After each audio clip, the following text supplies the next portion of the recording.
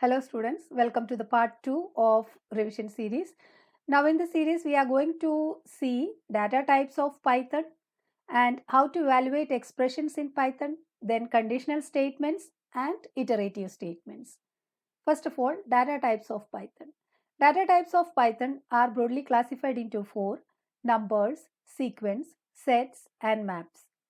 Under number category we have integers, floating point, boolean and complex. Integer numbers can be stored under integer data type, and these numbers can be 0, positive or negative with unlimited range. Floating point numbers can be stored under the data type floating point, and these numbers can be of unlimited range. Boolean data type is used to store Boolean values true or false. Next data type is complex. Complex data type is used for storing complex numbers.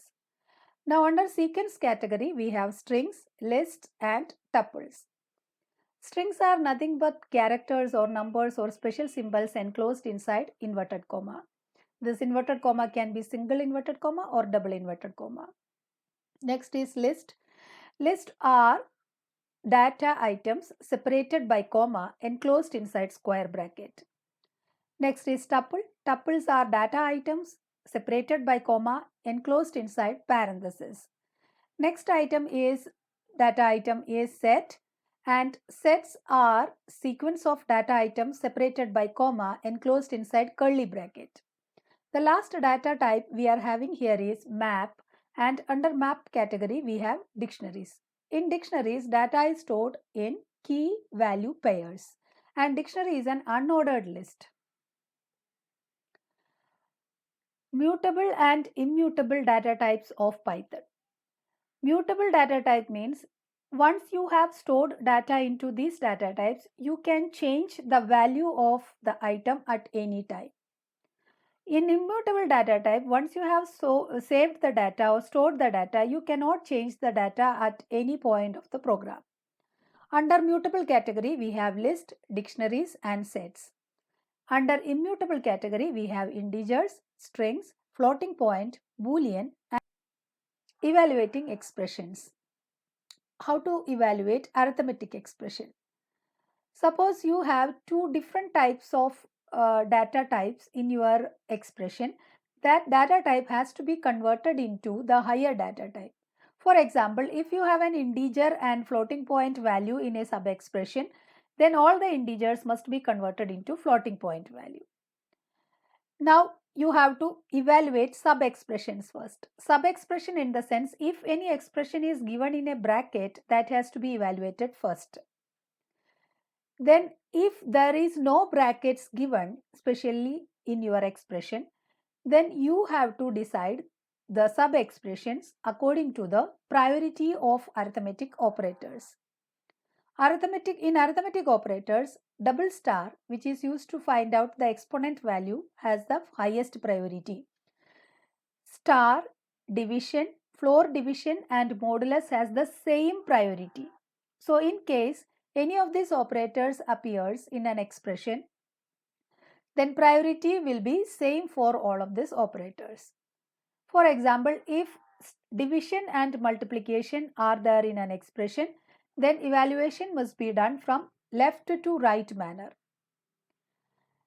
Plus and minus has the same priority. Now, according to the priority, you have to mark the sub-expressions. Evaluate the sub-expression continuously until you get the final result. Evaluating a relational expression. It is very easy to evaluate a relational expression because there is no precedence in relational operators. All the relational operators less than, greater than, less than equal to, greater than equal to, not equal to have the same priority. And the priority of relational operator is less than that of arithmetic operator. That means if in an expression arithmetic operator and relational operator both appears, then you should calculate arithmetic operator first. Then the priority goes to relational operators. All the relational operators gives true or false as output, nothing else, no value, true or false as output. The last point says, if an expression is like A greater than B greater than C, then that expression will be evaluated as A greater than B and B greater than C. That means this condition A greater than B greater than C will be giving an output true if A greater than B is giving true and also B greater than C is producing true. In all the other cases, this expression will be producing false as a result. Evaluating logical expression. In logical expression, not got the highest priority, and got the second highest priority, and third got the last priority. So in any expression, if not and or appears, that means not will be evaluated first, then and, then or will be evaluated. In case of evaluating or, the second half of the expression will be evaluated only if the first half is false. Because in case of or operators, the operator always produces true if any one of the input is true. So if the first expression evaluates true, then the second expression need not to be evaluated. So Python avoids evaluating the second expression in case the first expression produces true. In case of AND, the second expression will be evaluated if the first expression evaluates to true. In all other cases, the second expression will not be evaluated. Because in the case of AND, if the first expression evaluates false as result, it is obvious that the output will be false. So, if the first expression evaluates true, then only there is a requirement to calculate the second expression. Now, typecasting or explicit type conversion. Typecasting means when we have two different types of data in an expression, like we have an integer value and a floating point value in an expression. Then if you are not specifically writing, then compiler will automatically convert the data type to higher version and will evaluate the expression. If the user or the programmer want to change the data types to his or her desired data type, then that can be done by using typecasting. To typecast, the syntax is data type inside bracket you have to type the name of the variable or value. So for example, int 16.45 will be producing 16 as output. Now let's see some of the functions under math library.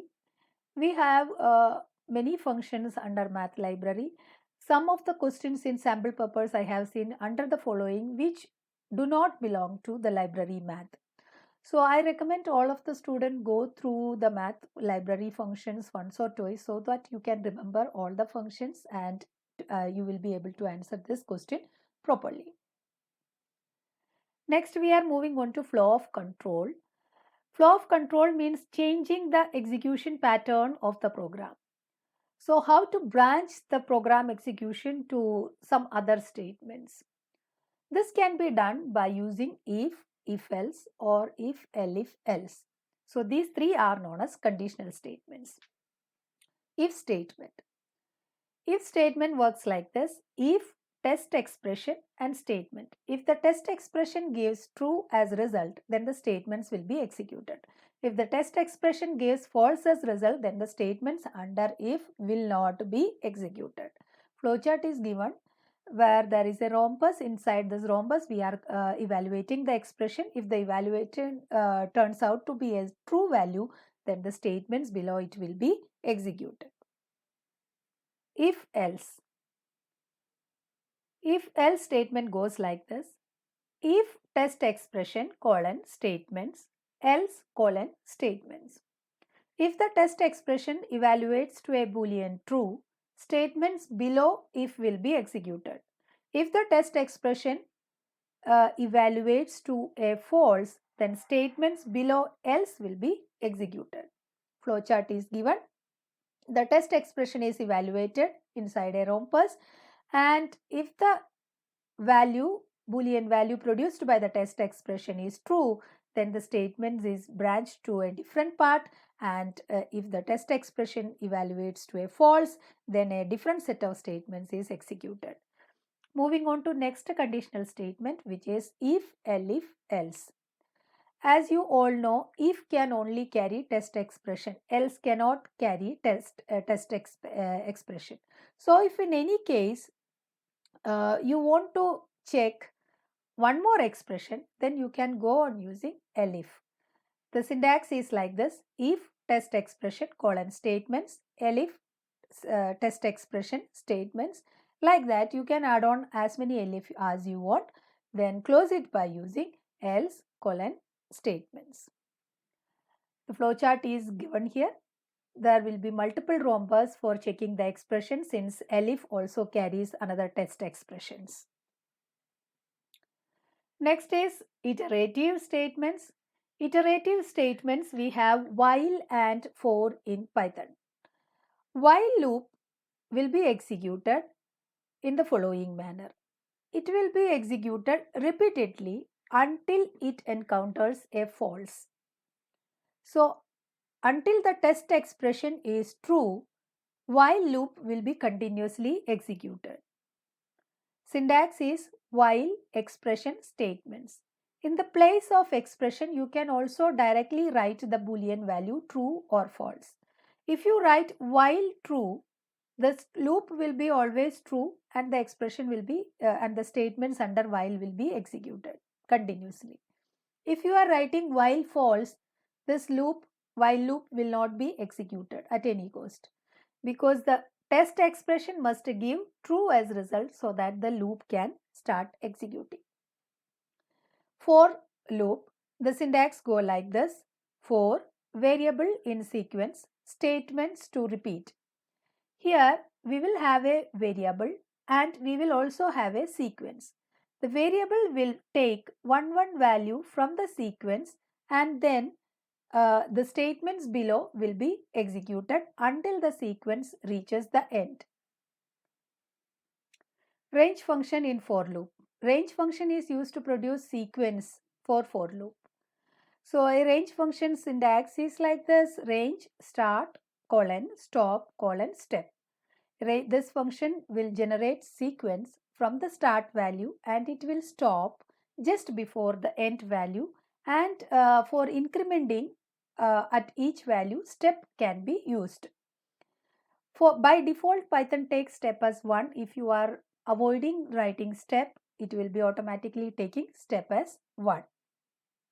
For example, if you have a statement like this: for a in range 1 colon 5. Here the range function using start value as 1 and the end value is given as 5. There is no step given. So by default the step will be 1. So range function will generate sequence like 1, then 1 will be added to it, then it will produce the next value in the sequence, which is 2. Like that it will produce 3 and 4. 5 will not be generated because range function has to stop before it reaches the end value. Let's see how for loop work with the list. If you have a statements like this: for n in, and after that they are given a list containing numbers 1, 2, 3, 4.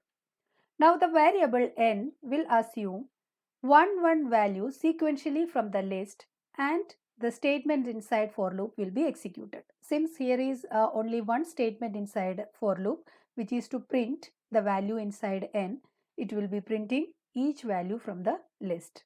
So for first iteration, or we can say when the loop is executed for the first time, n will assume the value 1 from the given list and 1 will be printed. Then the loop continues and n will take the next value from the list and that value will be printed, which is 2. Like that, n will be receiving one after other all the values from the list and that will be printed. In this case, we have given the list directly to the for loop. Instead of that, you can use the name of the variable which contains the list 2 in a for loop. For example, it is given here like for n in L, where L is a list. So this also works exactly same as the previous code. Now, if you have a list containing strings separated by comma, how that will be working with for loop? It will work exactly the same way it worked in integers. For s in L, print s. Here s will be receiving 1 value sequentially from the list, and that value will be printed because print statement is written inside the loop. Here s is a string. So again all the properties of string is applicable to s. Like s of 0 will be producing the first character of the each string it is assuming. Now how for loop works with tuples. For loop works with tuple in exact same way as it works with list. So if you are directly giving a tuple in for loop like for n in then open bracket and sequence of numbers and closing it, then it will work the same way as it worked with list. So here we have given the same program for number in 1, 2, 3, 4 print number. So the numbers printed will be obviously 1, 2, 3, and 4. Now instead of using or instead of writing a tuple in the for loop, you can also write the variable representing the tuple. Now if you have a tuple containing strings, how that will be working with for loop? So here for s in L, print s. S will be assuming one string from the given tuple sequentially, and that will be printed. Now for loop with strings. So we have seen how for loop work with list and tuples. Moving on to strings. For a in ABCD, print a. So this also the working is same as that of list and tuples. A will be assuming one characters from the given string, and that will be printed. Instead of writing the string directly in a for loop, you can first store the string to a variable, and that variable name can be used. You can also allow the user to enter the variable into the string, and that name of the variable can be used in the for loop. Now how for loop work with the dictionaries. Dictionaries are key value pairs, and it is to be noted that they are unordered pairs, and the values can be fetched only with the help of keys. So to take values from a dictionary, we have to write the name of the dictionary in the for loop. For a in D, print key A and value D of A. Now A will be assuming one item from the D sequentially, and that will be printed. Nested loops means when you write one loop inside another, that is called nested loop.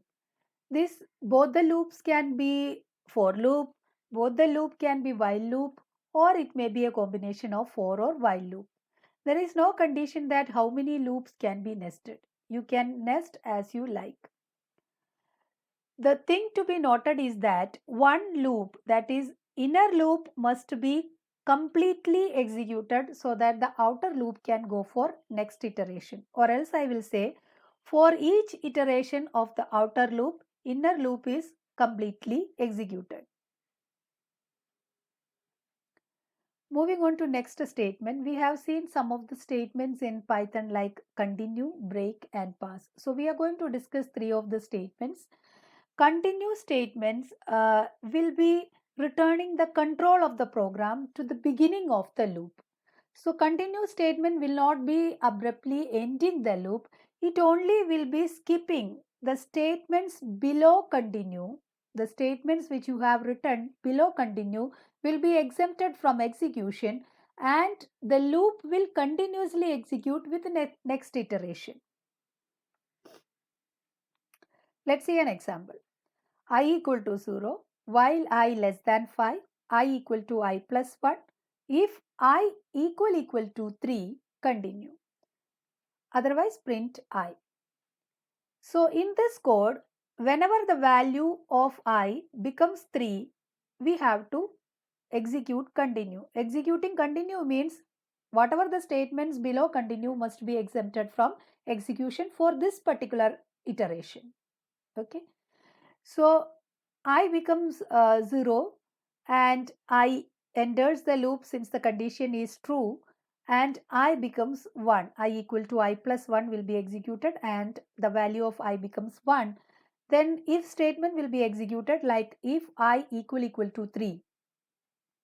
This will be evaluated to false, though, so continue will not be executed. In case of 2 also, continue will not be executed. When the value of I becomes 3, I equal to 3, that test expression becomes true, positive, true. So continue must be executed. So in this case, the print statement which is written below continue will not be executed. That's why you cannot see the value 3 in the output, because print statement did not executed at the time when the value of I became 3. Break statement. Break statement normally abruptly ends the execution of the loop.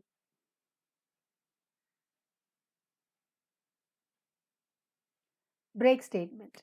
A break statement terminates the execution of the loop whenever it is encountered in a loop.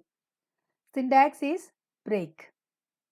For example, the same program is given here and instead of continue, break is written. So I becomes 1 first and 1 is printed, and I becomes 2 first since the if evaluates to false, it also get printed. When I becomes 3, if I equal to 3 becomes true, break has to be executed. That means the execution of the loop terminated here. The loop will not go for next iteration and the statements below loop while loop will be executed. Here you can also see an else condition written below while loop. Else can be used with a for or while loop. This else condition will be executed after completely executing the loop. If the loop has come out after completing its all iteration, then only else will be executed. In all other cases, else will not be executed. For example, in this program, break will be executed when the value of I becomes 3. So the loop terminates and the control of the program comes out. When the control of the program comes out, loop has been terminated. Loop has been abruptly stopped from execution due to break. So else will not be executed. If the loop normally terminates after going through all the sequence, then only else will be executed. Pass statement. Pass statement is a null statement. No execution will be done for a pass statement. We use pass statement when we have nothing to write presently for a block of statement or statement. That means we are presently avoiding writing this code. Later on, when we want to or need to write this code, we will be replacing pass and will be writing the code here. Let's see an example. I equal to 1, I less than 5. If I equal to 3, pass, else print I. So for when I becomes 1 and I becomes 2, if I equal to 3 condition will be false. So the control of the program will move to else and print I will be executed. So output will be printed 1 and 2. When I will become 3, if condition becomes true, so pass has to be executed. So no output will be there.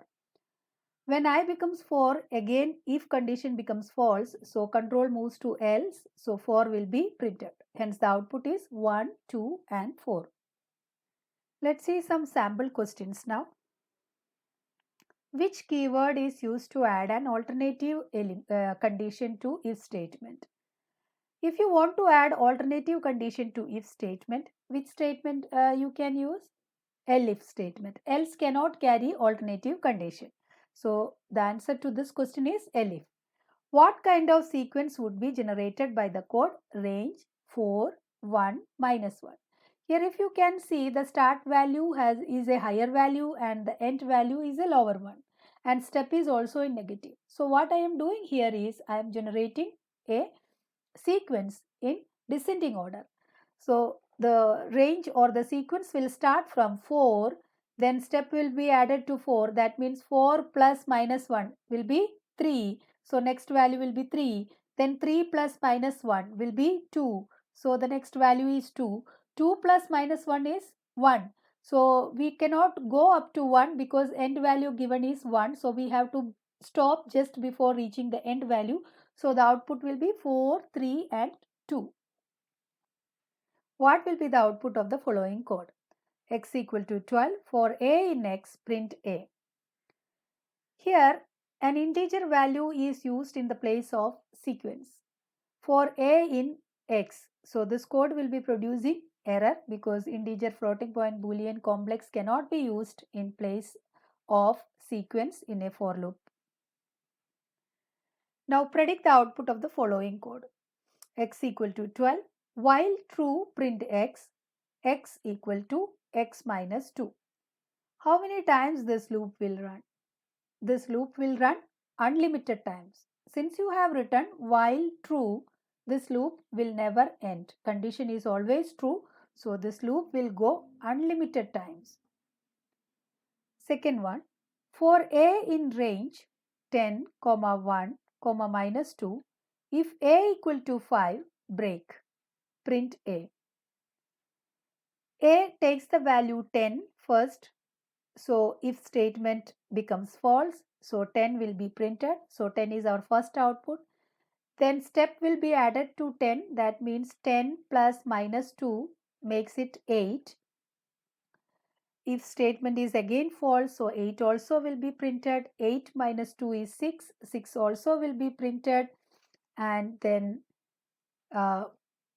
6 minus 2, 4. 4 will be printed. 4 minus 2, 2. 2 also will be printed.